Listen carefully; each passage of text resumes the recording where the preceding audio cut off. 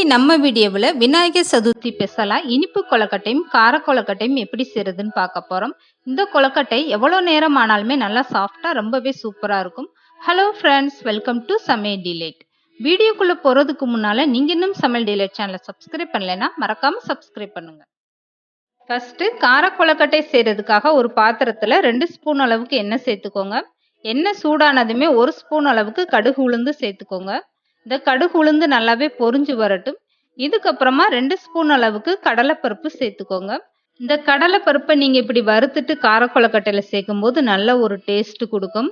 கடலைப்பருப்பு வறுப்படும் போது கொழுக்கட்டையில நல்ல ஒரு மணமாவும் இருக்கும். அதனால இந்த மாதிரி கடலைப்பருப்பை வறுத்துட்டே சேர்த்துக்கோங்க. இப்ப கடலைப்பருப்பு நல்லா செவந்து வந்ததுமே ஒரு பச்சை மிளகாய் பொடிசா கட் பண்ணிட்டு சேர்த்துக்கோங்க. இது கூடவே கொஞ்சமா கருவேப்பிலையும் பொடிசா கட் பண்ணிட்டு சேர்த்துக்கோங்க. ஒரு கைப்பிடி அளவுக்கு துருவிய தேங்காய் சேர்த்துக்கோங்க. 1 ஸ்பூன் அளவுக்கு பெருங்காயத்தூளும் சேர்த்துக்கிட்டு எந்த கப்பில் நீங்க மாவு அளந்து எடுக்கிறீங்களோ அந்த கப்பில் 1.5 கப் அளவுக்கு தண்ணி சேர்த்துக்கோங்க. இப்போ இந்த கொழுக்கட்டைக்கு தேவையான அளவு உப்பும் சேர்த்துட்டு நல்லா கலந்து விட்டுருங்க. இந்த தண்ணி நல்லா கொதி வந்ததுமே எடுத்து வச்சிருக்க பச்சரிசி மாவை சேர்த்துக்கோங்க. 1 கப் அளவுக்கு மாவு சேர்த்துட்டு ஸ்டவ்வை குறைச்சி வச்சுட்டு இந்த மாதிரி கரண்டி விட்டு நல்லா கலந்து கொடுத்துருங்க. இந்த மாதிரி கைவிடாம கலந்து கொடுங்க. மாவு இந்த அளவுக்கு நல்லா கெட்டியா வந்ததுமே ஸ்டவ் ஆஃப் பண்ணிட்டு இந்த மாவை நல்லா ஆற வச்சிருங்க. இப்போ அடுத்ததா இனிப்பு கொழுக்கட்டை எப்படி செய்யறதுன்னு பார்க்கலாம். இனிப்பு கொழுக்கட்டை செய்யறதுக்காக வேற ஒரு பாத்திரத்துல 1.5 கப் அளவுக்கு தண்ணி சேர்த்துக்கோங்க. இது கூடவே 3/4 கப் அளவுக்கு நுணுக்கிய வெல்லம் சேர்த்துக்கோங்க. இந்த வெல்லம் நல்லா கரைஞ்சு வர வரைக்குமே நீங்க அடுப்புல வச்சுட்டா போதும். கம்பி பதம் எதுவுமே தேவையில்லை. இந்த வெல்லம் நல்லா கரைஞ்சு வந்ததுமே இந்த மாதிரி நல்லா வடிகட்டிட்டு எடுத்து வச்சுக்கோங்க. இப்போ அதே பாத்திரத்தை நல்லா சுத்தம் பண்ணிட்டு இது கூடவே 1 ஸ்பூன் அளவுக்கு நெய் சேர்த்துக்கோங்க. இந்த நெய் நல்லா சூடானதுமே 2 ஸ்பூன் அளவுக்கு பாசிப்பருப்பு சேர்த்துக்கோங்க. இந்த நெய்ல பாசிப்பருப்பை நீங்க வறுத்து விட்டுட்டு சேர்க்கும் போது இந்த கொழுக்கட்டையில நல்ல ஒரு டேஸ்ட் கிடைக்கும். இந்த பாசிப்பருப்பு நெய்ல நல்லா வறுப்பட்டதுமே 1/2 மூடி அளவுக்கு தேங்காய் பொடிசா கட் பண்ணிட்டு சேர்த்துக்கோங்க.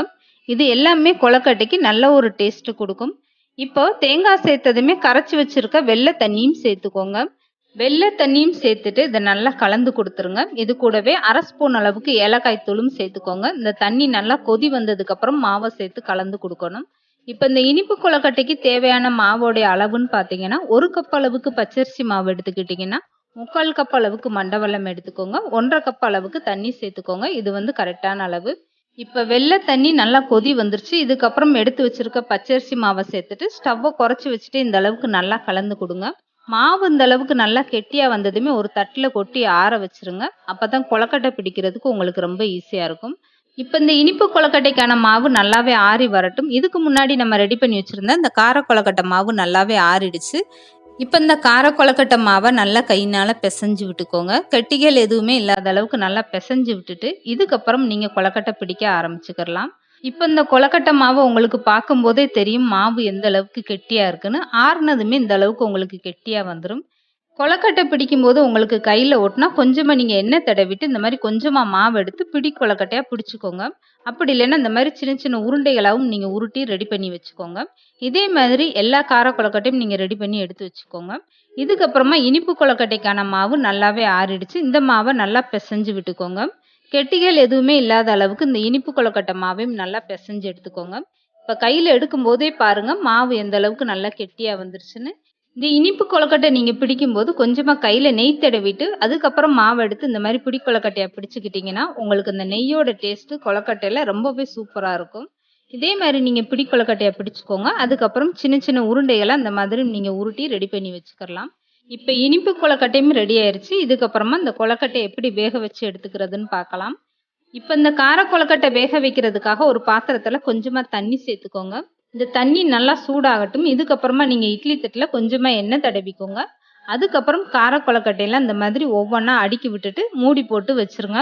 இந்த கொழுக்கட்டை வேகிறதுக்கு கரெக்டா நீங்க 5 நிமிஷம் டைம் எடுத்துக்கிட்டா போதும். தண்ணி நல்லா கொதிச்சதுக்கு அப்புறம் நீங்க இட்லி தட்டுல கொழுக்கட்டையை அடுக்கிட்டு வேக வச்சீங்கன்னா கரெக்டா 5 நிமிஷத்துல சூப்பரா வெந்து வந்துடும். இப்ப பாருங்க இந்த கொழுக்கட்டை ஒன்னோடு ஒண்ணு ஒட்டல. பாக்குறதுக்கு எவ்வளவு ஒரு அழகா ரொம்பவே சூப்பரா வெந்து வந்துருச்சு. கையில தொடும் போதே எந்த அளவுக்கு நல்லா சாஃப்டா இருக்கு பாருங்க. இப்ப 5 நிமிஷத்துல ரொம்ப சூப்பரான கார கொழுக்கட்டை ரெடி ஆயிருச்சு.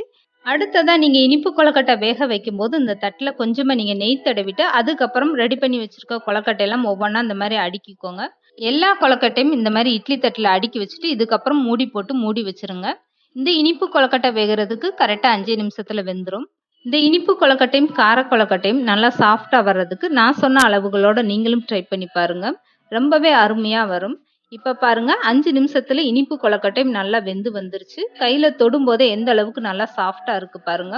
எவ்வளோ நேரம் ஆனாலுமே உங்களுக்கு கொழுக்கட்டை விரிசல் விழுகாம நல்லா சாஃப்டா ரொம்பவே சூப்பரா இருக்கும். வரக்கூடிய விநாயகர் சதுர்த்திக்கு நீங்களும் உங்க வீட்ல இதே மாதிரி கார கொழுக்கட்டையும் இனிப்பு கொழுக்கட்டையும் செஞ்சு கொடுங்க. எல்லாருமே ரொம்ப விரும்பி வாங்கி சாப்பிடுவாங்க. அந்த அளவுக்கு இந்த கொழுக்கட்டை நல்லா சாஃப்டா இருக்கும். இந்த வீடியோ பிடிச்சிருந்தா லைக் பண்ணுங்க, ஷேர் பண்ணுங்க, மறக்காம சமையல் டிலேட் சேனலை சப்ஸ்கிரைப் பண்ணுங்க.